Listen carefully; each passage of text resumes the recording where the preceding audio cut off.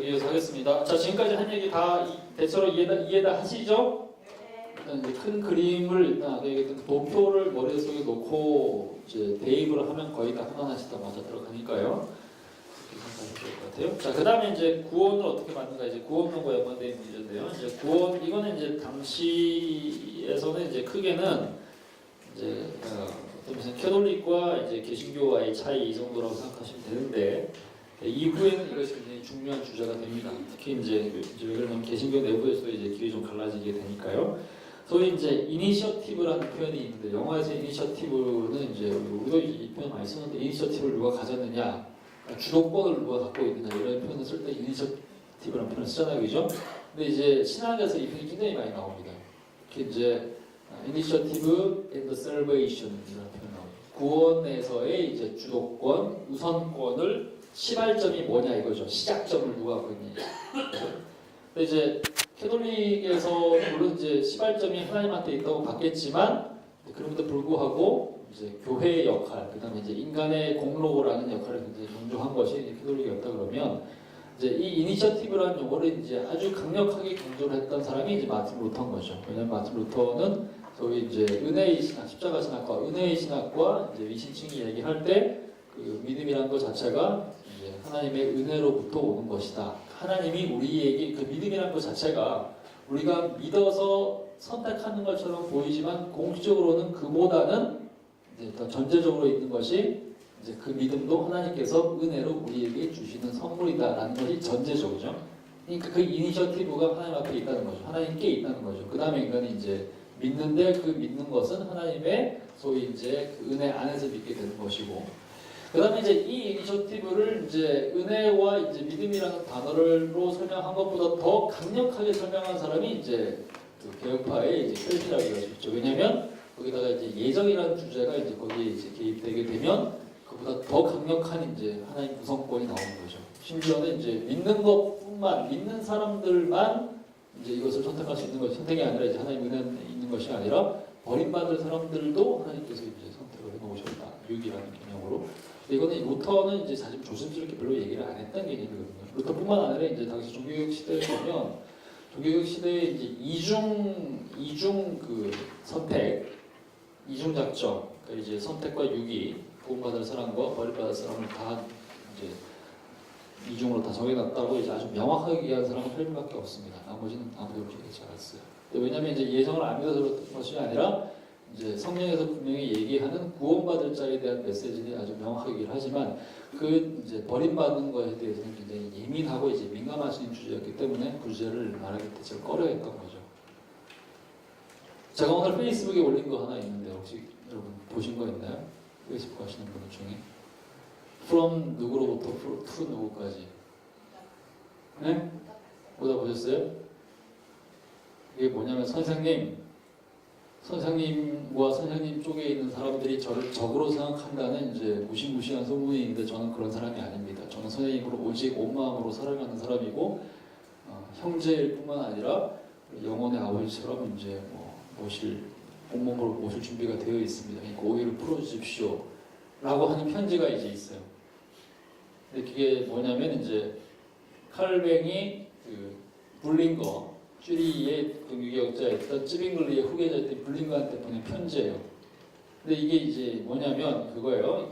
어떤 상황에서 이런 일이 벌어진 거냐면, 그러니까 이제 그 제네바가 악평을 갖게 된 굉장히 중요한 이제 두 인물이 있는데, 하나가 이제 세르베투스고요. 세르베투스가 이제 삼위일체를 부인한 사람인데 그 사람이 이제 화양당에 죽었잖아요, 그죠? 화양당에 죽었나? 한마다 죽었나? 하여튼 그리고 이제 제롬 볼색, 좀 덜 알려진 사람이 제롬 볼색이라는 사람이 있었습니다. 이 사람 의사였는데 이 사람도 제네바에 와서 있었는데 칼뱅이 강연, 예정론에 대해서 강연하는 그 자리에서 예정을 믿을 수 없다고 이제 아주 강력하게 이제 좀 이렇게 약간 좀 이렇게 특이한 괴짜 같은 사람이었는데 막 반박을 하고 그 자리에서 막 칼뱅한테 대들고 막 그랬던 사람이 있어요. 근데 이 사람이 이제 뭐라 그랬냐면, 만약에 예정에서 이중 예정을 인정한다 그러면 하나님께서 이제 만약에 어떤 특정한 사람을 버리기로 작정하셨다. 응? 그러면 그 사람은 믿을 만한 어떤 그 근거도 없는 상태에서 선택을 받고 버림받고 하는 건데, 그러면 그걸 안 믿고로 하는 것도 안 믿게 돼서 그것도 다 하나님께서 예정한 거 아니냐. 그러면 이 사람이 죽게 되는 그 죽음의 원인이 이 사람한테 있는 것이 아니라 하나님한테 있는 거 아니야. 그러면 하나님이 소위 이제 죄를 만든 사람이 만든 분이고, 그렇다면 이 사람한테 책임을 전가시킬 수 없는 거 아니냐. 그러면 저주를 하는 것도 모순 아니냐라고 얘기를 한 거죠. 그 얘기를 하면서 이제 볼색이랑 이렇게 막 논쟁이 붙었는데, 볼색을 이제 제네바 의회에서 이제 추방을 합니다. 다른 데 가버리라고 그렇게 했는데, 근데 이 사태 이후에 이제 소문이 이제 다른 도시들로 막 퍼져나가게 되면서 이제 이 제네바하고 칼뱅이 거기 온 사람들을 굉장히 이제 악독하게 대했다. 특히 이제 볼색이라는 이제 훌륭한 학자이자 의사인 사람을 악독하게 대해가지고 이제 너무 가혹하게 했다. 뭐 이런 식으로 소문이 막 퍼져나간 거죠. 그러면서 이제 칼뱅하고 이제 당시 존경했던 블링거 선생님이시니까 훨씬 나이가 많으시니까 그분하고 편지를 막 주고받는 와중에 좀 문제가 생겨가지고 뭐 찌르는 얘기까지 나오고 막 그러면서 이제 제네바는 이제 아주 작은 도시 국가였기 때문에 옆에 있는 쭈리나 베른 같은 그 도시의 지원을 받지 않으면 살아남을 수 없는 굉장히 약한 나라였단 말이죠. 도시 국가니까. 그 중에서 특히 작은 나라였기 때문에. 그래서 이제 이 사람들과의 협력이 중요한데 그 상황에서 이제 관계가 좀 단절되면서 약 1년 동안 서로 이제 편지를 주고받지 않을 만큼 관계가 경색이 됩니다. 그 와중에 이제 칼뱅이 이 관계를 회복하기 위해서 이제 블링거한테 보낸 편지가 이제 제가 오늘 페이스북에 올린 그 편지예요. 제가 퀴즈라고 이제 가로 놓으라 했는데 아무도 맞출 수 없는 거죠. 누구나 넣어도 되니까 거기다가 뭐 웨슬리 위필드 넣어도 되고 그잖아요, 그죠?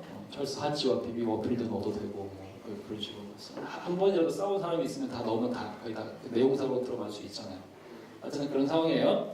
근데 이제 그런 배경과 연관이 있습니다. 그렇게 해서 소위 이제 나오는 거죠. 모너지즘이라고 하는 거. 그러니까 이제 구원을 오직 하나님께서만 이제 주도권을 갖고 계신다. 인간이 스스로 선택할 수 있는 것이 아니다. 소위 이제 자유의지의 강력한 능력을 이제 부인한 루터는 노예의지라는 표현을 썼고요. 그래서 이제 필빈 같은 경우는 예정을 이제 강조하면서 이제 우리가 믿는다고 하더라도 이신칭의를 통해서 이제 믿음으로 구원받는다고 하더라도 그 믿음을 주시는 분이 하나님이시고 하나님의 은혜로부터 주어지는 것이기 때문에 그 시작점은 이제 오직 하나님께로 있고 인간이 거기에 어떤 형태의 이제 개입도 할 수 없다. 이것이 이제 모노지즘입니다. 모노지즘은 모노 하나라는 얘기죠.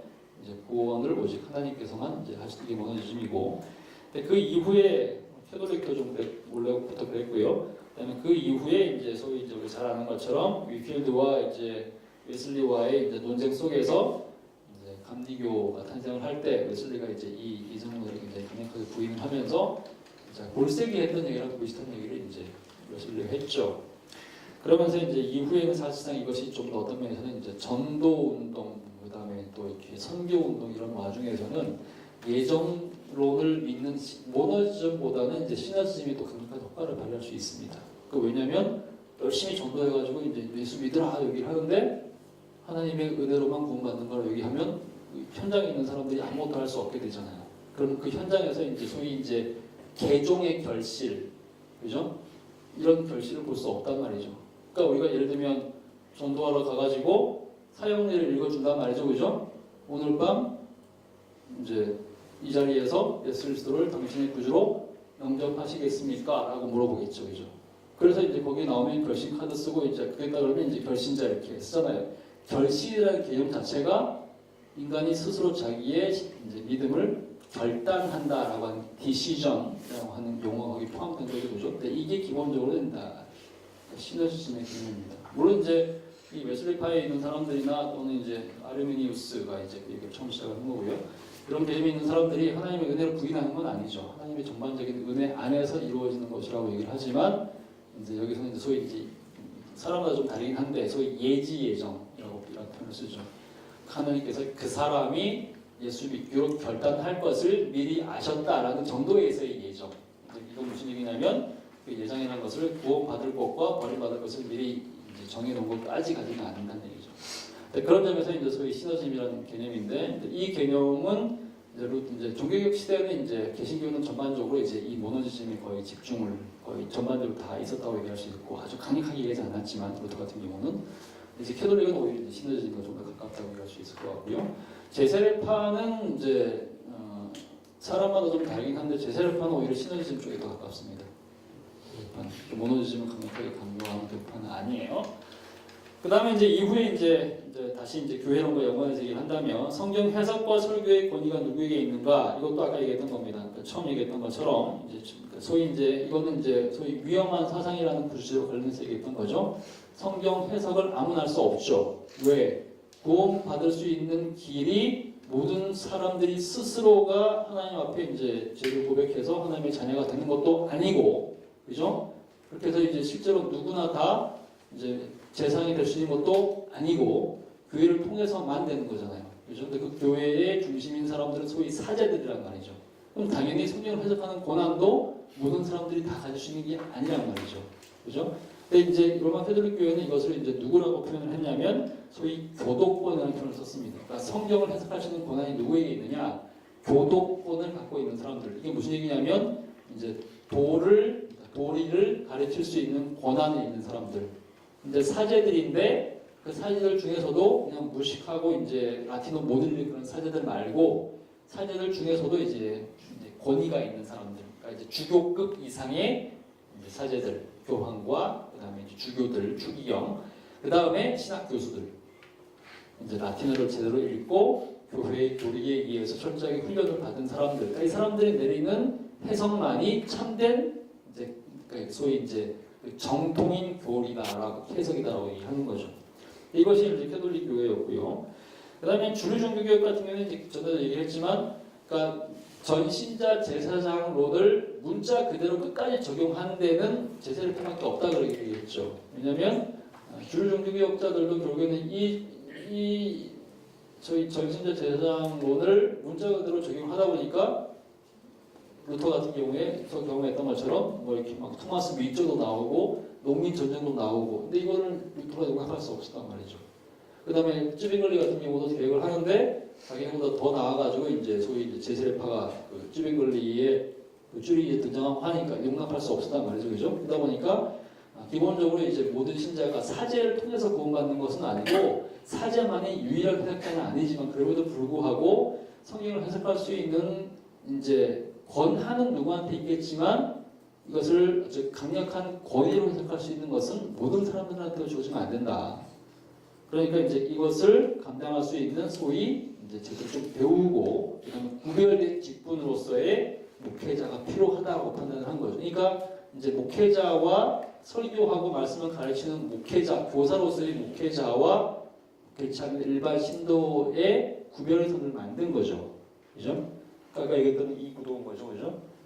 그러니까 기본적으로 신내교 정도까지는 목사와 일반 신자 간의 구별이 있거든요. 물론 신문상의 구별은 없지만 이 사람들 통해서 구원받고 있는 건 아니지만 성경을 해석하고 말씀을 잘 설교할 수 있는 권한은 이제 여기 특히 이제 장로교, 회중교회 정도까지는 이제 회중교회 청교도까지는요 설교를 그냥 평신도 일반 신도가 못합니다.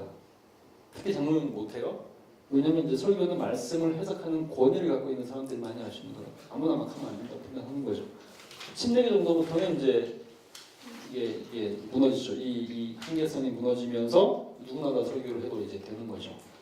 근데 이제 이건 침례교에서 더 나가게 되면 퀘이커 정도까지 가게 되면 아예 성경 자체나 또는 설교자라는 게 따로 정해져 있지 않잖아요.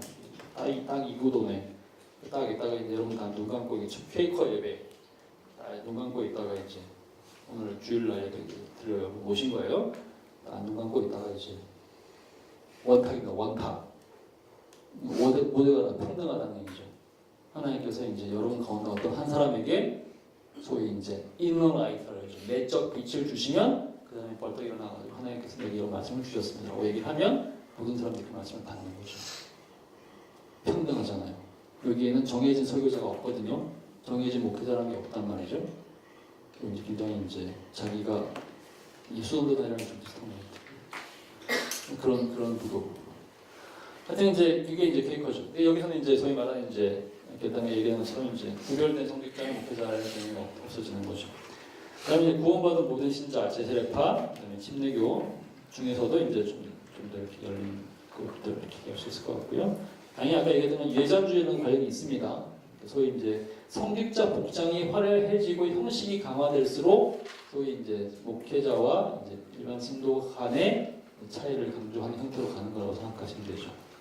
그 다음에 신앙과 행위의 권위와 출처, 기원 요소 문제, 이것도 이제 위에 거랑 이제 관련되어 있는 건데요. 그 다음에 이제 이건 오직 성경이라는 주제와 연관된 주제입니다. 소위 이제 솔라 스크립투라라고 하는 그 주제, 종교개혁의 5대 교류 중에 하나였던 솔라 스크립투라라는 주제와 관련해서 봤을 때 실제로 말 그대로 오직 성경이라는 그 구호를 그대로 문자 그대로 적용한 사람들은 제사례파밖에 없습니다. 그리고 제사례파의 후계자로서의 이제 칭의로도 왜 그러느냐? 로마 캐톨릭은 당연히 이제 오직 성경이 아니죠. 당시 중세교회는 오직 성경이 아니고 성경 플러스 구원받는 것도 마찬가지고, 그죠? 구원받는 것도 마찬가지고, 그다음에 이제 권위의 출처도 마찬가지고, 성경뿐만 아니라 성경은 그 자체로서 권위이긴 하지만 성경을 아무나 해석할 수 있는 것은 아니기 때문에 그 성경을 해석하는 권위자들의 해석이 성경만큼이나 중요해지는 거죠. 그죠? 그것이 아까 얘기했던 교도권이거든요. 그러다 보니까 그 교도권을 쥐고 있는 사람들이 소위 교황이고, 그죠? 그리고 교황뿐만 아니라 이제 시간이 지날수록 소위 이제 공의회라고 하는 교황이 한 사람이 오류를 범하게 되면, 잘못 해석을 하게 되면 그 한 사람의 해석은 오히려 큰 이제 해를 교회에 미칠 수 있게 되지만 그와 비슷한 직접 능력을 갖고 있는 여러 사람들이 합의해서 이루게 되는 소위 이제 교회 회의의 권한은 오히려 좀 더 정교할 수 있다고 판단하는 거죠. 그래서 공의회의 권위가 이제 등장하게 되는 거죠. 그래서 이제 공의회라고 하는 이제 소위 특별한 구도권이 중요한 역할을 하게 되는 것이 이제 캐톨릭입니다. 이것을 우리가 이제 일반적으로 교리 또는 전통이라고 표현하는 거죠. 그러니까 성경과 전통 이렇게 두 가지를 이제 큰 틀에서 이제 권위의 기원이라고 생각을 하면 좋을 것 같고요. 그 다음에 이제 주류 종교 개혁자, 루터파 또는 이제 개혁파 같은 경우는 성경 오직 성경이긴 하지만 오직 성경이라는 것도 이제 성경은 막 이렇게 교리와 이제 중요한 하나의 메시지들이 막 이렇게 여러 군데 이렇게 막 흩어져서 흩뿌려져 있기 때문에 이것을 그냥 모든 사람들이 그냥 자기 멋대로 읽으면 수많은 이단들이 양상이 된단 말이죠. 종교개혁 시대의 종교개혁자들 봤을 때는 소위 제세례파들이 그런 사람들이거든요. 오늘날에 막 수많은 이제 뭐 신천지나 이렇게 여호와의 증인이나 문선명 이런 그룹들처럼 특히 이제 종교개혁 시대의 이제 제세례파 중에는 아주 건전한 사람들도 있었지만 이제 지난주에 얘기했던 윈스터의 사태라든지 이런 사람들이 있었잖아요, 그죠? 그런 사람들을 봤더니 성경을 진짜 말 그대로 이제 아무나 해석하면 안 되겠구나. 그러니까 이제 되는 대로 막 해석해가지고 자기 잡다한 얘기들을 하면서 이제 수많은 이제 그 무질서한 얘기들을 하면 그것이 오직 성경이라는 원리를 오히려 해체하는 게 될 수 있겠구나 생각을 한 거죠. 그러다 보니까 그 성경을 수많은 이제 성경을 제대로 해석할 수 있는 학자들과 그다음에 이제 회의들과 그다음에 이제 신학자들의 수많은 회의들을 통해서 그것도 굉장히 민주적으로 회의들을 통해서 이런 것들이 이제 하나의 이제 신앙의 이제 성경의 중요한 그 요소들을 합쳐가지고 일종의 주요한 엑기스들을 뽑아내는 작업들이 필요하다고 생각하는 거죠. 구원 얻을 수 있는 도리가 뭐다? 교회가 도대체 뭐다? 예수는 도대체 누구다? 하나님 도대체 누구다? 그죠? 그런 것들을 뽑아낸 성경에 나오는 수많은 메시지들의 합쳐진 엑기스를 우리가 뭐라고 그러죠? 교리라고 얘기하는 거죠. 그죠? 그 교리라는 것이 소위 이제 이 성경에 있는 메시지만큼이나 성경 자체만큼이나 강력한 권위를 지닌다라고 판단한 것이 이제 소위 주류개혁자들인 거죠. 그래서 이제 그 교리라는 것이 이제 오늘날처럼 이렇게 조직신학 이렇게 조직책 이렇게 나온 것이 아니고 그 권위를 이제 부여할 수 있는 수많은 학자들의 이제 집합체로서의 이제 그 교리를 집대성되어 있는 형식이 있죠. 그죠? 그 형식이 뭐예요? 소위 신앙고백서 그리고 요리문답 이런 형태라고 볼 수 있겠죠. 그러니까 이제 개혁파 같은 경우에도 이제 우리가 개혁파 이제 교리주의자 일반적으로 교리주의자 이렇게 얘기하는데, 근데 이제 이 교리주의자 얘기할 때도 개혁파가 교리주의자인 것은 맞는데 그렇다고 하더라도 켈빈 같은 경우는 켈빈이 갖고 있는 그 기독교 강요의 권위하고 이후에 개혁파 신학자들을 수많은 사람들이 모여가지고 일종의 이제 수많은 회의를 통해서 일종의 공의회 같은 어떤 회의를 통해 가지고 만들어진 웨스트민스터 신앙고백의 권위는 다르죠. 그렇죠? 그러니까 칼빈이 소위 말해서 개혁파의 이제 어떤 면에서는 가장 중요한 학자이고 거의 이제 모든 소스 중에 한 사람이라고 얘기할 수 있겠지만 그럼에도 불구하고 물론 웨스트민스터 신앙고백이라는 것은 이제 기독교 강요를 통해서 이제 이것이 굉장히 많은 요소들을 이제 흡수를 했다고 할 수 있겠지만 그럼에도 불구하고 웨스트민스터 신앙 고백과 기독교 강력 중에서 더 권위 있는 것은 뭐냐면 웨스트민스터 신앙 고백이거든요. 왜냐하면 이것은 한 사람이 쓴 것이 아니기 때문에 소위 이제 공교회라고 하죠. 그러니까 켈빈도 중요한 사람인데 켈빈은 한 사람이고 이것이 아니라 수많은 개혁교회의 신학자들이 모여가지고 마치 이제 미케아 공회나 이런 공회들처럼 신앙 고백을 이제 통합적으로 이제 토론을 통해서 종합적으로 이제 형성한 것이 신앙 고백사이기 때문에 그래서 이제 루터보다도 더 중요한 것이 아우스부르크 신앙 고백서인 것이고 켈빈보다도 더 중요한 것이 웨스트민스터 신앙 고백서이고 뭐 이런 식으로 이제 개혁교회에서는 이제 이 장로교가 이제 그렇다는 얘기고요. 개혁교회에서는 이제 도르트신조, 하이델 교회입니다. 이런 것들이 이제 그런 권위를 갖고 있다고 이제 장로교와 개혁교회에서 얘기하는 거죠. 당연히 이제 아까 얘기했던 것처럼 이제 제세례파는 이런 교리 체계의 권위를 오직 성경이라는 권위만큼 강하게 보지는 않는다는 것이 굉장히 중요하고요. 그런 점에서 진짜 얘기한 것처럼 이제 오직 성경이라는 이제 그 구호를 문자 그대로 적용했던 사람은 제세례파 그리고 제세례파의 후계자로서의 침례교도라고 얘기할 수 있겠죠. 그래서 전에도 얘기했었죠. 이제 그 신앙 고백서에 나오는 내용을 믿기는 하죠. 침례교회 사람들도 그죠? 여기 침례교 출신도 계시나요? 그죠? 예, 그죠. 사도신경을 안 믿어요? 사도신경을 교회에서 가르친 적이 없어요. 그래서 익숙하지도 않고. 사도신경 내용은 믿잖아요. 사도신경 안에 나오는 내용을 부인하지는 않잖아요, 그죠? 그러니까 근데 그것을 교회에서 예배 시간에 암송하거나 하지는 않죠. 왜냐하면 사도신경은 성경에 안 나오니까. 그렇죠? 주기도문은 하잖아요. 왜? 성경에 나오니까. 십계명도 하죠, 그죠? 왜? 성경에 나오니까. 근데 사도신경은 안 나오잖아요. 그죠? 네? 신앙 고백이 없어요. 성경이 신앙 고백이죠. 물론 침례교 내부에서도 이제 소위 켈빈주의적인 소위 이제 그 모노지즘 라인을 따르는 침례교도들이 있는데 그런 사람들이 만든 신앙 고백서들이 있긴 합니다. 근데 그 사람들은 이제 거의 장로교화된 이제 켈빈주의자들인 이제 개혁파들이 있죠. 런던 신앙 고백인데 그런 사람들도 기본적으로 이제 신앙 고백상으로는 이제 개혁파랑 거의 비슷하지만 근데 그것을 뭐 예배 시간에 암송을 한다거나 오후 예배를 대신해서 그걸 가르치는 이제 예배를 한다거나 이런 식으로 하지는 않죠. 개인적으로 할 수 있겠죠. 그런 점에서 이제 차이가 있다고 이해할 수 있겠고요. 그 다음 페이지로 넘어가겠습니다. 두 번째 페이지요.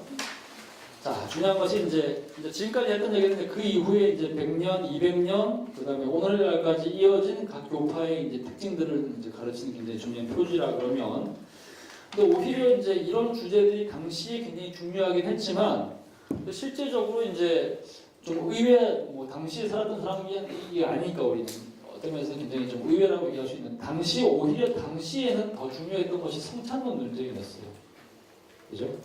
그러니까 이제 여러분 잘 아시겠지만 16세기 당시에 종교개혁자들이 그러니까 캐톨릭에 반대해서 어떤 면에서는 한 몸이 돼가지고 이제 거대한 하나의 이제 저항자들 프로테스탄트가 되어야 되는데 한 몸으로 캐톨릭이 저항하지 못했단 말이죠. 가장 큰 이유는 이 사람들 서로 싸웠기 때문에 갈라졌죠. 무지하게 많은 계파들로. 갈라지는데 갈라지게 만든 가장 큰 이유는 소위 성찬론입니다.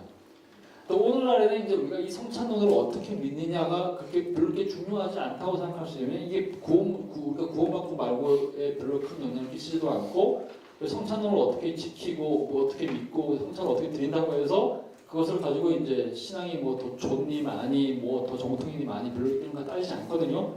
근데 이제 오히려 16세기 당시에는 이제 이게 굉장히 중요한 주제였습니다. 또 왜 중요한 주제였냐면 이제 로마 캐톨릭에서 성찬론이 중요하기 때문에 그 맥락 속에서 이것이 중요하게 된 거예요. 아까 얘기했던 것처럼 늘 지난 3년 내내 얘기했지만 로마 캐톨릭의 성찬론이 뭐죠? 화채설이죠. 근데 화채설은 그냥 화채설이 아니죠. 화채설에 있는 것은 그냥 성찬론이지만 그 화채설의 배경은 그게 구원론이고 그리고 그것이 교회론이란 말이죠. 그죠? 그러니까 화채설은 사실상 캐톨릭의 모든 신학의 중심에 있습니다. 그렇죠?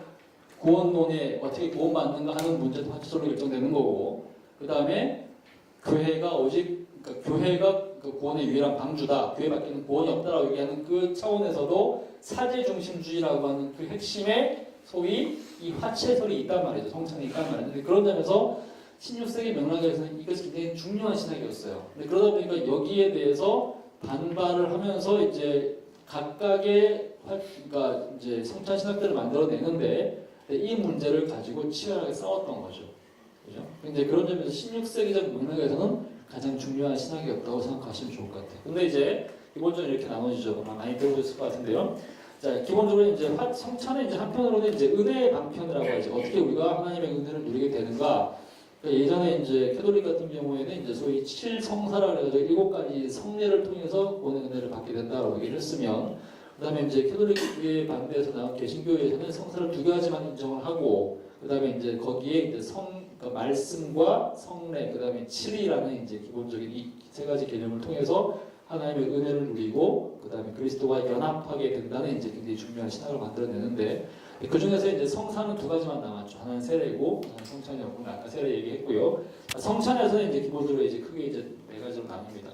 화채에서는 이제 우리가 지금까지 얘기했던 그 내용이고, 자, 루터 같은 경우는 이제 화채설을 이것도 이제 이거랑 비슷하게 생각하시면 좋을 것 같아요. 일단 어쨌든 간에 이제 제일 먼저 오른쪽에 있는 큐로부터 나오면서 한 단계씩 이제 오른쪽으로 좀 더 이제 왼쪽으로 이제 빠져나간다고 생각하시면 되죠. 그러니까 이제 루터는 이제 모든 면에서 이제 기본적으로 이제 캐톨릭이 반대를 하지만 한편으로 다른 모든 교파들에 비해서는 항상 가장 오른쪽에 있는 것이 루터파라고 생각하시면 되죠. 여기서 이제 마찬가지입니다. 루터가 이제 화채설을 반대하면서 도대체 그 예수님의 몸이 예수님의 피가 진짜 말 그대로 문자가 그렇게 된다라고 하는 것을 인정할 수 없었단 말이죠. 왜냐하면 이것이 결국에는 이제 사제가 구원의 통로가 된다는 이제 그런 신학으로 인정을 하게 되는 거니까 반대했죠. 그런데 그럼에도 불구하고 루터가 절대로 버릴 수 없는 개념이 있었습니다. 그게 뭐냐면 임재라는 개념입니다. 성찬에 만약에 예수 그리스도께서 직접 오지 않으신다면 그럼 이것이 도대체 무슨 의미가 있는가? 그러면 이것은 우리에게 아무런 의미가 없는 것이다. 그러니까 예수님께서 오시지 않는 성찬을 우리가 도대체 예배에서 드릴 필요가 도대체 뭐가 있느냐라고 판단하는 거죠. 그러니까 이제 예수님께서 실제로 이제 이것이 내 몸이다라고 이것이 이제 내 피다라고 얘기했을 때 캐톨릭처럼 이것을 실제로 이제 변한다. 예수님이 몸과 피로 변한다라고 얘기할 수는 없지만 그럼에도 불구하고 예수 그리스도는 이제 기본적으로 공제설 또는 이제 편주설을 얘기를 하는데 어쨌든 예수님은 이제 삼위일체 하나님의 한 분으로서 모든 곳에 계신 분이기 때문에 이걸 편지라고 얘기하는 거죠. 저제나 동일하시고, 그죠? 그다음에 그분은 언제나 모든 것을 다 아시고, 옴니션트 이거는 이제 전지전능 모든 것을 다 안다는 얘기고. 옴니프레전트 모든 곳에 계신다. 그래서 하나님 모든 곳에 계시잖아요. 근데 삼위일체시니까 예수 그리스도도 모든 곳에 계신다. 그렇다면 이분도 우리가 예배를 드릴 때, 성찬을 드릴 때 그곳에 계실 수 있다는 거죠. 이것을 어떻게 얘기하냐면 이제 위에 성찬을 받을 때 그 떡과 피의 위에, 아래에, 옆에 같이 계시다 이렇게 표현합니다. 루터의 표현에 의하면 이것을 이제 우리가 공제설, 함께 계시다, 또는 이제 편제설, 아무 곳에나 계시다라는 의미에서 이제 이런 식으로 이제 표현을 했죠. 근데 이제 이 표현을 이제 루터가 얘기했는데 이것을 이제 그 다음에 나왔던 찌랭글은 이것을 이제 완전히 반대를 하는 거죠. 만약에 그런 식으로 얘기를 하면 네가 말하는 것이 화채설랑 도대체 무슨 차이가 있느냐? 이런 거죠. 변하지 않는 것을 얘기하기 위해서 화채라니까 된다라고 얘기는 안 하고 다 와서 얘기를 한다지만 그 와서 있다는 거 도대체 뭐냐? 와 있으면 그러면 그분의 육체가 여기 와 있다는 얘기냐? 그럼 그분은 예수님께서 돌아가신 이후에는 육체가 없으신, 인성이 없으시고 이제 하늘에 영적으로 계신 분인데 그렇다면 그분의 육체가 여기 와 있으면 그러면 예수님의 그 신성과 인성의 관계가 또 파괴되는 것은 아니냐? 아니면 마치 예수님께서 만약에 부활하신 이후에 부활하신 몸을 가지고 그대로 천국에 가 계신다고 하면 그 몸이 지금 여기 와 있다 그러면 지금 천국에 지금 없다는 얘기냐? 그러면 하나님께서는 예수께서 어디든지 계신다고 하는 너의 그 편제라고 하는 교리가 오히려 망가지는 거 아니냐? 자, 이렇게 얘기를 하는 겁니다. 쯔빙글리 입장에서는. 그러면서 이제 쯔빙글리는 그 이다라는 개념이 is, 그 이다라는 개념을 그냥 is가 아니고 다른 말로 이제 영어로 표현한 signify, 상징, 이제 means라고 표현할 수도 있죠, 그죠? 의미한다라고 해석해야 된다고 판단하는 거죠. 그러니까 말하자면 이제 예수 그리스도의 피라고 하는 것이 아니고 예수 그리스도의 피를 상징한다. 예수 그리스도의 몸을 상징한다. 그것을 다른 말로 이제 기념한다라고 이제 표현해요. 왜냐하면 그 뒤에 나오는 표현이면 이것은 내 몸이고 내 피인데 너희는 이것을 기념하라라고 얘기하고 있잖아요. 기억하고 기념한다라고 얘기하는 거죠. 그러면서 이제 쯔빙글리가 뭐라고 얘기를 하냐면 비유를 하나 써요. 비유를 어떤 비유를 드냐면 반지 비유를 듭니다. 결혼 반지 비유. 자, 결혼 반지를 보면서 이 결혼 반지를 보면서 이 반지 자체를 결혼이라고 생각한 사람이 있냐는 거죠.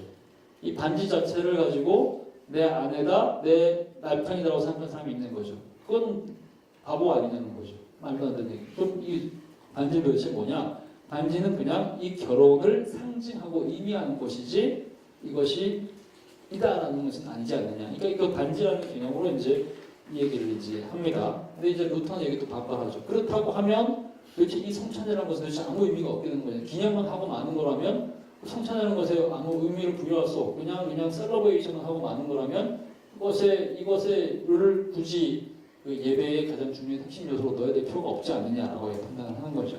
그러면서 이제 둘이 이제 무지하게 싸우고 막 치열하게 싸우고 막 서로 죽일 듯이 싸워가지고 실제로 이제 둘이 이제 죽일 듯이 싸웠는데 그래서 둘이 이제 쳐다보지도 않고 이제 연락도 안 하고 사실상 이제 그러니까 쯔빙글리는 루터를 거의 캐톨릭이라고 본 거고요.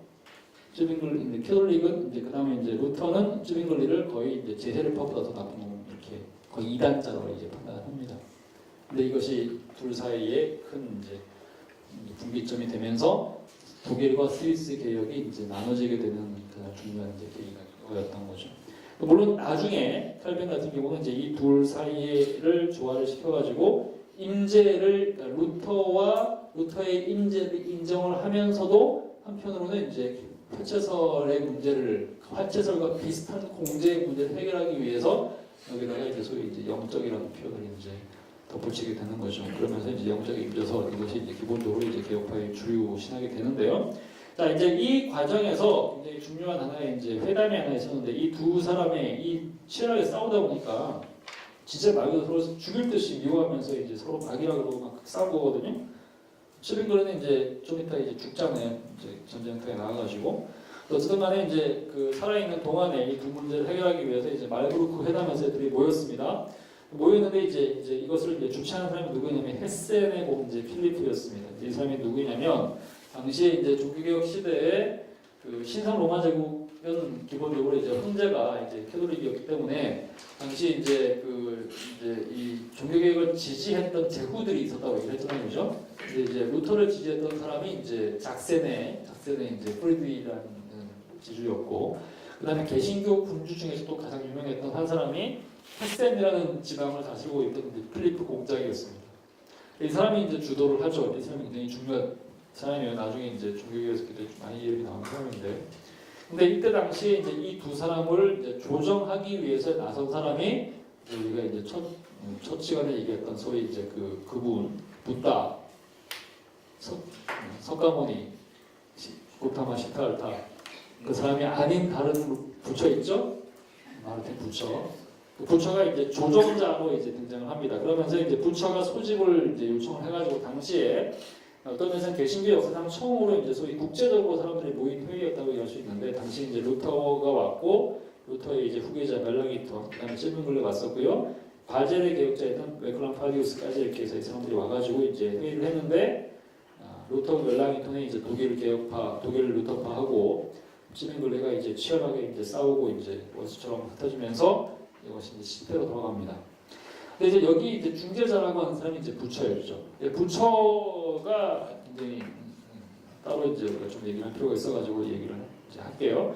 부처는 이제 이름 때문에 오해받는 신학자라고 이제 번째 말씀을 드렸는데 사실 이제 종교개혁 시대에 어떤 면에서 이제 우리가 늘 아는 이름은 이제 루터, 뭐 쯔빙글리, 그다음에 칼뱅 이 정도가 이제 우리가 아는 거의 대부분의 이름들 또 더 확장을 한다면 멜랑이톤이나 뭐 배자 정도까지 형성하고 또 녹스 뭐 이런 것까지 이렇게 얘기할 수가 있다고 할 수 있었는데 사실은 어떤 면에서는 이제 좀 더 그 역할이 강조가 되고 그리고 어떤 면에서는 지금 현재 오늘날의 이제 교회를 위해서 가장 필요한 종류의 이제 개혁자의 모델이 될 만한 사람이 누군가라고 했을 때 부처를 좀 이렇게 우리가 좀 주목을 할 필요가 있습니다. 근데 왜 부처를 주목을 할 필요가 있냐면요. 어떤 면에서 숨겨진 영이라고 할 수 있는 한국에서 이제 부처를 전공한 사람 딱 2명, 그래서 부처를 대상으로 이제 박사학위를 쓴 사람 2명, 한 사람은 이제 장신대의 최윤대 교수님이라는 분이 있습니다. 부처에 대한 책을 써서 정리를 썼거든요. 한 600페이지 정도 된 책을 썼어요. 그분의 박사학위를 확장을 한 거죠. 그분이 있고 그 다음에 이제 고신 밑에 부산고신, 신대원 말고 부산고신의 황대우 교수님이라는 분이 있어요. 이분도 이제 부처에 대해서 책을 썼습니다. 이 두 사람이 한국에서 딱 두 사람이 있는 부처 전문가거든요. 근데 이제 부처가 이제 굉장히 중요합니다. 이제 왜 중요하냐면 이 사실상 이제 개혁파와 로터파가 이제 쪼개져 가지고 치열하게 싸울 때 한 몸이 되도록 이제 교회 일치를 위해서 정말 이제 헌신적으로 일하는 사람, 중재자가 이제 부처라고 할 수 있어요. 근데 이제 부처가 그렇게 될 수 있었던 이유가 있습니다. 이제 이게 어떤 면에서는 일종의 혈통과 또 관련이 있는데요. 스트라스부르에서 활동한 개혁자거든요. 스트라스부르는 이제 알사스 지방이죠. 여기가 어디냐면 오늘날에는 이거 프랑스 지방에 속하는데 역사적으로 보면 그 실제 어떤 면에서 지금 지난 1000년 정도로 본다면 한 600년 이상은 오히려 독일에 속해 있었거든요. 그러니까 왔다 갔다 하거든요. 그래서 이제 프랑스어로는 스트라스부르 이렇게 얘기하고 그다음에 이제 독일어도 슈트라스부르크 이렇게 하잖아요. 지금은 이제 프랑스어를 쓰는 동네이긴 한데 여기가 알사스 로렌 지방이라고 들어보셨죠? 그러니까 그 여러분들이 그 유명한 그 소설 중에 알퐁스 도데 아시죠? 알퐁스 도데의 최후의 만찬이 아니고 뭐야? 마지막 수업, 최후의 수업, 그 마지막 수업. 거기 보면 이제 그 배경이 언제냐면 그 알사스 로렌 지방이 독일한테 넘어가는 때죠. 그때 프로이센이었는데 보불 전쟁입니다. 보불 전쟁. 보불 전쟁 당시에 프랑스가 진단 말이죠. 그래가지고 이제 그 지역을 프로이센이 이제 먹게 됐어요. 비스마르크의 그러면서 이제 마지막으로 그 지역에서 이제 수업을 프랑스어로 진행할 수 있는 날이었죠. 그래서 그 다음부터 내일부터는 이제 독일어가 이제 국어가 돼가지고 독일어만 배워야 되는 상황에서 마지막 수업을 하면서 프랑스어가 이제 얼만큼 아름다운 언어인지를 선생님이 이제 쓰면서 시를 읽어주면서 이제 눈물을 흘리면서 이렇게 진행되는 거죠. 그 소설이 있죠. 알폰스 도데의 마지막 수업입니다. 그게 그 배경이죠. 여기는 이제 왔다 갔다 하던 그런 시대란 말이죠. 그런데 이 당시에는 기본적으로 이 지역이 독일어 지역이었습니다. 근데 독일어 지역이었는데 프랑스 사람들과 항상 이 교제가 있었던 지역이었죠. 그래서 이제 이 지역에 그랬기 때문에 프랑스와 독일의 경계에 살았던 사람이기 때문에 어떤 면에서는 독일의 개혁자들과 프랑스의 개혁자들, 그러니까 이제 스위스에도 보면 독일은 이제 루터파는 독일이고, 그다음에 쥐리히와 바젤은 또 독일권이고 스위스에서 스위스 내에서 이제 제네바하고 로잔 뭐 이런 데는 프랑스어권 이런 얘기죠. 그러니까 이 둘 사이가 굉장히 그 언어별로 구별이 심했고 서로 되게 미워하는 사람들이었기 때문에 이게 하나가 힘들었거든요. 이 두 개를 이제 중재하려고 정말 열심히 노력했던 사람이 이제 부처입니다. 그래서 처음에는 루터가 이제 어떤 면에서 이제 부처는 이제 루터의 제자라기보다는 에라스무스의 제자였다고 얘기할 수도 있는데 루터가 에라스무스와 이제 종교개혁과 인문주의 사이에서 굉장히 크게 이제 쌍방질을 하죠. 어떤 면에서는 에라스무스가 이제 종교개혁 안으로 들어왔으면 좀 더 이제 크게 확장이 될 수도 있었는데 에라스무스는 이제 빠지거든요, 그죠? 둘 사이의 중재를 제일 먼저 했던 것이 이제 부처였고요. 그 다음에 이제 우리가 봤던 것처럼 이제 마르부르크 회담을 주재를 하면서 그때 사회를 봤던 사람이 이제 이 부처였기 때문에 루터와 쯔링글리 그러니까 독일 루터파와 스위스 개혁파의 이제 중재 역할을 하려고 했던 사람도 이제 이 사람입니다. 마르부르크 회담에서 그런 다음에 이 두 개파에서 루터파에서 아우부르크 신앙고백을 쓰면서 이제 그 공개서를 강조하고 그 다음에 거기에 반대해가지고 쯔링글리가 자기 신앙고백 써가지고 이제 계속해서 또 쪼개질 위험이 처하니까.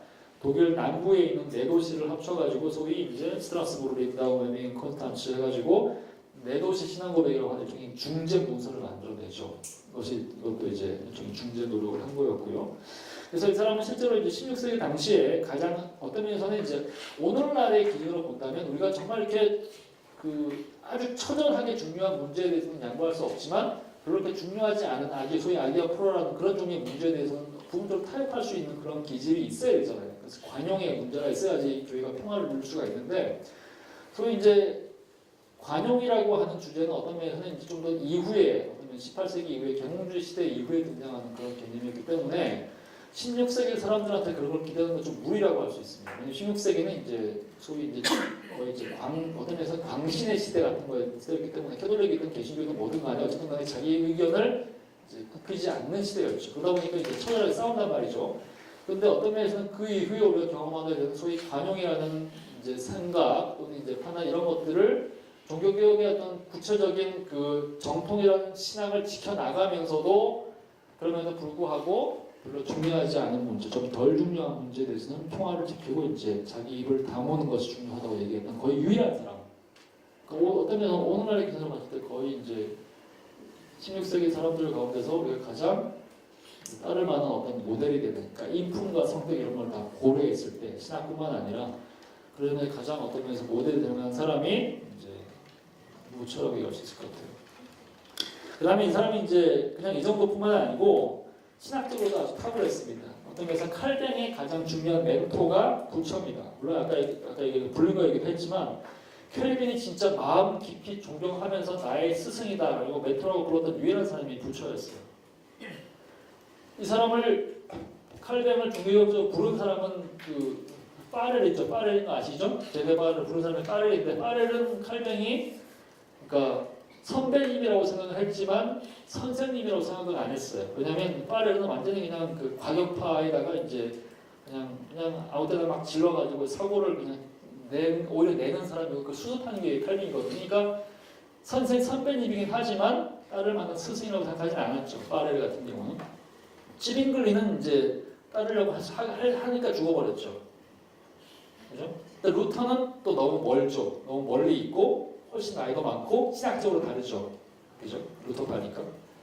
주변에서 진짜 모델을 가지고 온몸 맞춰서 이제 진심으로 존경하면서 칼뱅에 따랐던 거의 유일한 사람.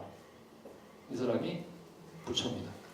그래서 부처에게 이제 칼뱅이 굉장히 중요한 분이었고요. 그 다음에 이제 칼뱅이 이제 제네바 가기 전에 그 다음에 저희 전이가 아니라 제네바에서 이제 그 처음 갔다가 이제 쫓겨나고 난 이후에 두 번째 제네바로 가서 정착하기 이전에 스트라스부르에서 머물러 있었거든요. 여기서 이제 루터 이제 이깔뱅이 루터 부처한테 이제 신학의 거의 대부분을 배우죠. 목회도 배우고 신학도 배우고 그다음에 이제 특히 이제 그 사람이 이제 하는 교회 정치, 실이라는 부분을 강조하는 교회 정치의 거의 대부분의 모델들을 이제 부처한테 배웁니다. 그러니까 스트라스에서 배운 것을 제네바에 적용을 한 거라고 얘기할 수 있어요. 그런 점에서 굉장히 중요하고 특히 이제 여기 있으면서 이제 부처가 이제 넓은 마음으로 자기들 동네에 와 있던 프랑스어를 쓰는 난민들을 목회하라고 이제 칼빈한테 기회를 주거든요. 그러니까 일종의 대비전을 만들어준 사람이 이제 부처라고 얘기할 수 있습니다. 중요하다고 할 수 있어요. 그래서 일평생 이제 자기 실제로 제네바에서 일어나는 거의 모든 일을 시시콜콜하게 다 보고 있어요. 왜냐하면 조언을 얻기 위해서. 거기에 대해서 하나하나 다 조언해주고 그러면서 죽을 때까지 정말 이제 선생님과 이제 제자와의 관계를 가장 잘 유지한 사람이 부처였다고 얘기할 수 있습니다. 그리고 이제 한편으로는 또 이제 개혁판에서 거의 유일한 예술 옹호자, 연극 옹호자. 당시에는 연극이 사탄의 그런 거거든요. 그러니까 실제로 이제 우리는 지금 여러분 가운데 영화를 보러 가면 지옥 교회에서 지옥 갈 저주의 자식이라고 욕먹는 사람이 있나요? 별로 없죠? 거의 없죠? 제가 어릴 때 다녔던 교회는 그런 교회였어요. 영화 보러 가면 지옥 가는 놈이라고 얘기를 들을 만큼 보수적인 교회였습니다. 부산에 있었는데 저는. 근데 실제로 이제 미국 근본주의 교회들도 20세기 초반 정도, 1950년대 정도까지도 영화 보러 가거나 춤추는 거 다 사탄이 하는 짓이라고 얘기를 했습니다. 철저히 금지를 했었어요. 세상으로부터 고립을 시키는 거죠. 근데 그게 이제 이전으로 거슬러 올라가면 청교도 시대도 그랬고 16세기에 모든 연극이 개신교도들한테 그렇게 취급을 당했어요. 왜 그러냐면 연극이라는 것이 일종의 이제 형상 이미지 문제로 연결될 수 있거든요. 그러니까 당시 종교개혁 당시에 교회 모든 형상들을 다 없애버리잖아요, 그죠? 그러니까 신의 형상, 하나님의 형상뿐만 아니라 좀 더 엄격하게 우리가 이제 십계명의 1, 2계명을 해석을 하면 하나님의 형상뿐만 아니라 이 땅에 존재하는 모든 것들의 형상을 만든 것 자체가 이게 일종의 범죄 행위, 우상 숭배 행위로 판단될 수 있었죠. 그러니까 초대교회 사람들은 연극을 청해하지 않았습니다. 그와 마찬가지로 16세기에 있는 사람들도 개신교 종교육을 하면서 모든 종류의 연극을 그렇게 판단을 했죠. 그래서 여러분들이 이제 영화도 이제 보면 안 되는 건데, 그죠? 근데 영화를 보면 한 10년 정도 전에 나온 영화 중에 셰익스피어 인 러브라는 영화가 있습니다. 거기에 보면 셰익스피어 시대에 셰익스피어 16세기 인물이에요. 16세기 인물인데 종교육이 막 일어나는 그 시기에 런던에서 이 사람이 막 이제 그걸 써가지고 막 공연을 하거든요. 근데 그 공연장 앞에서 이제 막 사람들이 막 열광을 하고 이제 나오니까 그 쏟아져 나오는 사람들 앞에서 시커먼 옷이 입은 어떤 설교자가 블라스페미 하면서 막 욕을 하는 장면이 있어요. 블라스페미 신성모독이라는 얘기죠. 그 사람이 누구냐? 종교개혁자죠. 청교도 특히 라인에 있을 만한. 그러니까 무슨 얘기냐면 16세기 당시에 개신교도들에게는 이제 연극은 다 사탄의 행동이었던 거죠. 사탄의 이제 우상숭배 행위에 동조하는 거였습니다. 근데 그 시대에 유일하게 연극을 옹호한 한 사람이 있어요. 그 사람이 부처예요. 세속적인 사람인가요? 저는 굉장히 낭만적으로 보고 있어요. 하여튼 이제 그런 것도 있고, 그 다음에 이제 잉글랜드, 영향력으로 봤을 때도 굉장히 중요한 게 잉글랜드 종교개혁의 스승입니다. 왜냐하면 이제 나중에 스트라스부르가 신성 로마 제국이 이제 침공을 하게 되면서 이제 함락을 당하면서 여기가 다시 캐톨릭 땅으로 이제 돼버리죠. 그러면서 여기서 살 수 없게 되면서 쫓겨나거든요.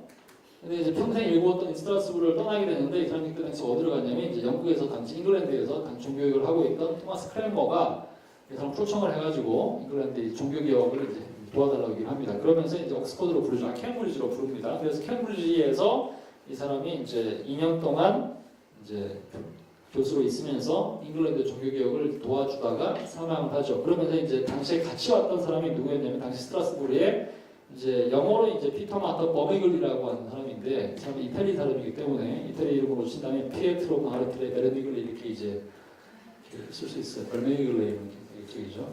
스파게티 뭐 이러면서. 근데 베르미글리가 있는데 이 사람 좀 더 있었는데 이 사람이 옥스퍼드에 왔죠. 그래서 옥스퍼드에 있으면서 이 두 사람이 이제 잉글랜드 종교개혁을 이제 주도했던 굉장히 중요한 신학적 소스입니다. 그래서 이제 이 사람들이 이제 에드워즈 6세 시대에 이거를 하다가 에드워즈 6세가 이제 죽고 블라디 메리가 오면서 이제 끝장나잖아요, 여기죠. 그때 이 사람들도 이제 근데 이미 이제 누구죠 이제 그 부처는 죽었고 버미글리는 쫓겨나죠. 그래서 다시 이제 데리고 가는데 그런 모든 과정들을 봤을 때 우리가 생각하는 것 이상으로 부처는 굉장히 중요한 역할을 했고 어떤 면에서는 이제 다른 우리가 유명한 종교개혁자들만큼이나 이제 크게 좀 관심을 받아야 될 사람들이 이제 부처라고 할 수 있습니다. 그 다음에 이제 마지막으로 이제 신앙의 이제 부처적 조항들 아디오코라 문제는 이제 뭐냐면 이제 이거는 어떤 점에서 이제 그 마르틴 부처가 했던 얘기랑 좀 비슷한 내용인데요. 아디오코라로 그러죠. 디아포라는 이제 중요한 것들, different thing 또는 이제 important things, 디아포라고 안에 이제 중요하지 않은 것들을 얘기하는 거니까 성경에 명시적으로 나와 있는 것이 아닌 것들에 대해서 어떻게 해석을 해야 되느냐. 그러니까 예를 들면 이제 예배 시간 도대체 언제 예배를 드려야 되느냐? 예배 시간 11시에 드려야 되냐, 10시에 예배 드리냐, 12시에 예배 드려야 되느냐? 예배 순서는 이제 뭐가 먼저 와야 되고 설교는 어디에 들어가야 되고 그다음에 이제 뭐 그 중간에 이제 어떤 순서들이 이제 들어가야겠느냐? 그다음에 절기, 크리스마스, 부활절을 지키는 것이 옳으냐 아니냐? 복장, 그 가운을 입는 것이 옳으냐 아니냐? 건물을 성상, 그다음에 이런 것들을 그대로 유지하는 것이 옳으냐? 다 불태워버려야 되느냐?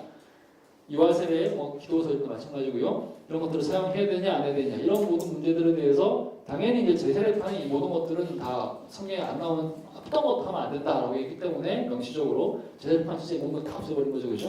근데 이제 주류 종교개혁자들 가운데서 이 아디오코라 문제를 가지고 크게 두 부류로 나누는데 예를 들면 이제 아까 얘기했던 건 비슷해요. 캐톨릭으로부터 좀 더 가까이 쪽에 있는 것이 이제 루터파이기 때문에 루터파는 가능하면 이 사람들이 지켰던 관습 중에서 성경에서 아주 명시적으로 금지하는 것이 아니면 지켜도 된다라고 얘기를 한 거죠. 그러니까 교회에서 음악도 그대로 오르간 사용하고, 그죠? 음악도 이제 그레고리안 성과 비슷한 거 쓰고 가운도 있고 성찬도 비슷하게 하고 주교조도 그걸 유지하고 다 했죠, 그죠? 근데 이제 개혁파 같은 경우는 반대로 얘기하는 거죠. 성경에서 명시적으로 금하지 않는 것은 해도 된다 이것이 아니고 성경에서 명시적으로 해도 된다라고 얘기하는 것 말고는 다 안 하는 걸로. 무슨 얘기인지 아시겠죠? 그러니까 루터파는 가능하면 더 많이 하자 해도 된다. 루터 켈빈과 이제 개혁파는 가능하면 더 안 하는 걸로 가자. 이게 이제 차이를 만듭니다. 그러니까 이 그림 그대로예요. 이제 루터파에서 이제 좀 더 나은 것이 개혁파이기 때문에 그런 점에서 이제 이 개혁파들은 대체적으로 복장, 절기, 오늘날 우리 정로교는 대부분 다 이제 대체로 이제 크리스마스 이런 거 다 지키고 부활절 지키고 이제 원래 없던 뭐 추수감사를 지키고 하지만 이제 당시 개혁파들은 다 없앴죠. 청교부도 다 없앴고요. 복장 당연히 이제 다 없앴고 검은 거 입고 말고는 건물이나 그다음 형상 그다음 이런 거 다 없애고 그다음에 찬송도 시편 찬송만 불렀죠. 왜냐하면 성경에 나오는 음악이 아닌 모든 음악들은 이제 기본적으로 이제 세속이나 또는 이제 캐톨릭 영향하에 있다고 판단했기 때문에 기도서도 없앴고 유아세례만 유지를 했지만 이 경우는 이제 제세례파에게 참가하는 것이고요. 하여튼 이제 이런 종류의 이제 여러 가지 차이점들을 만들어내면서 당시에 이제 큰 그림에서 봤을 때는 이제 이 네 개의 교파가 이 전체적으로 이제 교회론과 구원론과 여러 가지 다른 신학적인 주제들을 가지고 어떤 형태에서 이제 어떤 분화들을 만들어내게 됐는지를 이제 이 틀에서 우리가 전반적으로 이제 확인할 수가 있고, 그다음에 이제 한 200년 정도 더 지나면서 추후에 나오게 된 다른 교파들도 결국 이 기본적으로 이 틀 내에서 이제 몇 가지 더 이제 분화돼서 나오게 됐다. 생각하시면 되는 거죠. 자, 질문 받으려고 했는데 질문 받을 시간이 없습니다. 마지막으로 그냥 그러면 질문을 하고 싶은 반드시 오늘 안 하면 안 되겠다 이런 질문 있죠? 없죠? 남친네교회도 신앙 고백이 없어요? 신앙 고백이요? 없어요. 공식적으로는 없습니다. 각 개별 교회들은 할 수 있습니다. 왜냐하면 침례교는 개교회주의거든요. 상위 기관이라는 것이 없어요. 노회나 총회가 구속력이 없기 때문에 그러니까 예를 들면 장로교 같은 경우는 이제 노회가 교단이 정해준 신앙 고백을 그대로 다 서약하고 지켜야 되죠. 원칙적으로는. 근데 이제 침례교는 상위 기관이 없기 때문에 각 교회별로 그 교회의 담임 목사나 지도자들이 이것을 하자라고 선택할 수 있습니다. 그런 경우에 신앙고백서를 선택하자고 하면 그게 할 수도 있죠. 근데 원칙적으로는 침례교는 이제 그런 것들을 안 하는 것이 원칙인데 각 교회 또 기본 개교회주의도 또 원칙이기 때문에 하겠다고 하면 할 수도 있는 거죠. 그게 이제 침례교죠. 고기독론, 고저기독론, 고교회론, 저교회론 헷갈리는 기독론은 예수님에 대한 거고요. 고기독론은 이거 이제 종교개혁 시대는 이제 핵심은 이제 교회론의 고교회, 조교회인 거고 고기독론, 저기독론은 그건 19세기에 나온 얘기입니다. 자유주의, 그러니까 소위 이제 성서비평이 등장하고 난 이후에 예수를 어떻게 볼 것인가? 예수를 하나님의 아들로 볼 것인가? 아니면 그냥 인간으로 볼 것인가? 여기 이제 굉장한 스펙트럼들이 있는 거죠. 그건 이제 고기독론, 이제 저기독론. 크게는 맞죠. 침례교 신앙 고백이 없으면 그 목회자 양당한 신학 교육은 어떻게? 신앙 고백은 공식적으로는 없지만 200~300년이 지나면서 신학의 틀 형성이 되겠죠. 그래서 이제 내부적으로 이제 어떤 그 계파가 이제 힘을 얻느냐에 따라서 신학적으로 이제 다양한 그때 이제 상황들 다르죠. 예를 들면 이제 미국 같은 경우에 미국 북침례교하고 남침례교는 정말 다르거든요. 남침례교는 이제 아주 극단적으로 보수적인데 북침례교는 미국에서 가장 진보적인 교파예요. 왜냐하면 이제 북침례교는 신앙 고백이 없는 상태에서 새로운 신학적 사도들을 엄청나게 빨리 받아들였죠. 19세기에. 근데 남침례교는 미국 남부 자체가 보수적이기 때문에 그 보수성을 끊임없이 유지를 하면서 오늘날까지 그걸 지켜오고 있죠. 그러면서 내부적으로 좀 갈등들이 있었을 때 소위 이제 오늘날의 남침례교의 그 신학적인 색깔은 소위 이제 남침례교 내부에 북침례교랑 비슷했던 신학적 진보파들을 축출한 결과가 오늘날의 남침례교입니다. 물론 모든 교파가 다 그렇게 될 수 있는데 침례교는 신앙 고백이 없기 때문에 신앙 고백이 없는 상태에서 이제 좀 더 다양한 형태로 그런 식으로 분화될 수가 있는 거죠. 자, 여기까지 하겠습니다. 다음 주에 뵙겠습니다. 설이 잘 들어주시고요.